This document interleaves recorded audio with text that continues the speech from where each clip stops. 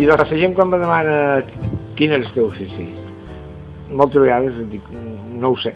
A mi m'agraden tantes coses, m'agrada tot el relacionat amb l'art, que disfrut de fer qualsevol cosa. Des de dirigir coro, fer teresetes, fer gegants, decorats. Disfrut de tot el que sigui art. De fet, el meu art a vegades peca de massa poc, no sé com dir-ho, un poquet dispers. O sigui, una vegada faig un tipus de coses i per altra banda un dia me pega una al·lucinada i faig feina amb espuma de poliuretà. Me costa molt definir o seguir una pauta, no? Tal vegada perquè tinc un cap que no s'atura de pensar i va d'aquí cap allà i d'allà cap allà i torna. Però la veritat és que el que faig de moment a la gent li agrada i això és l'important.